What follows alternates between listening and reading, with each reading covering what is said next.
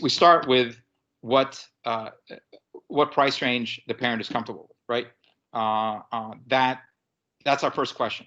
And going back to the brand again, when everyone's comfortable with the brand because they found online, the social proof on Google, and so our first question is what price range you're looking for, and that may sound crude, but that is without that question, you're selling blind.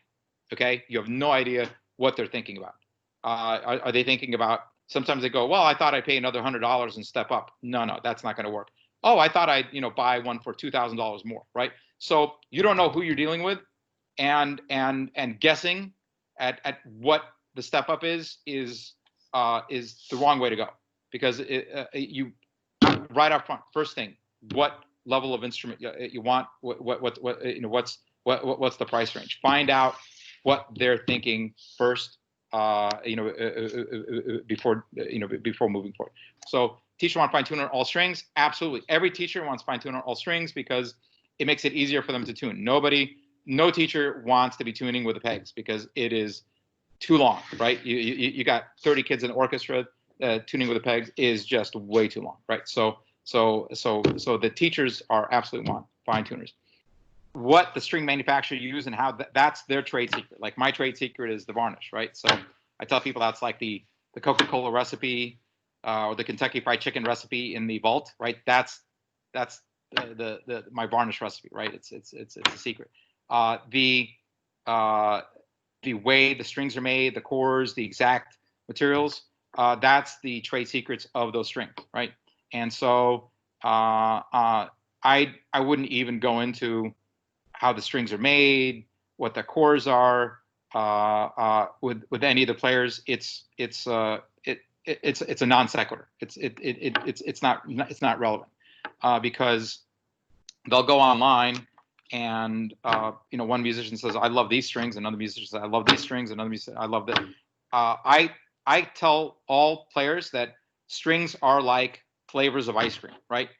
So you go to Baskin Robbins and you got a ton of flavors, and somebody says I like chocolate chip, and somebody says I like, strawberry, right? Okay, that's fine. Get the flavor you want, and somebody online that says I love the string. Well, that string works for them for the type of sound they have and for the type of instrument they have. So that same string on another instrument would not sound good, right? And that same string for another player on the same type of instrument would not sound good. So I don't get into how they're made. I said the Dario strings are less expensive because they're American made, and so we use them and we like them. And of course all the European brands, the Peranstro, Dominant, yada yada, Jager, they're all more expensive because they're from Europe. So there are differences, and professionals already know what strings they like. If somebody wants a different set of strings, they can put them on.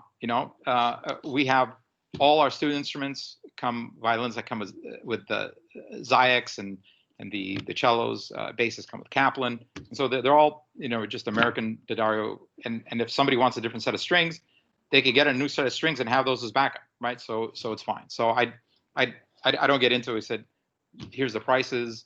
Here's what they are. In general, we in the retail hardly even sell strings because, and I've talked to D'Addario about this, and I said because there's people online selling them for like $1 over their cost, and I say you don't look after on the website to make sure that there's a price validity to your strings, and because they sell, why don't you sell more of our strings? I said, how can we?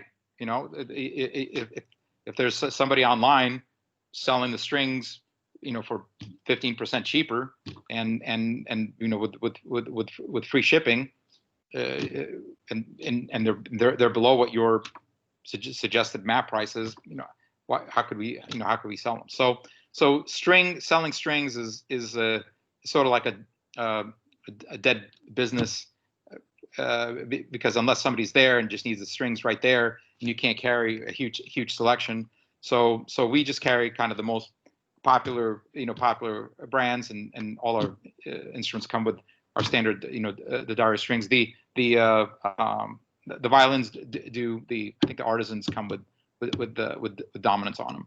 So because the dominants have a little more punch. So I hope that answers the question on strings, but it's just there's no way really to explain what what the differences are. They could read about them online, and it's a really flavor of ice cream. It's like literally like trying to explain to somebody what the difference between a strawberry and chocolate chip flavor is. It's really hard, right? So same thing with strings. It really, you just gotta like read about them and buy them and try them and see how how you like it. That's how we tell the string player.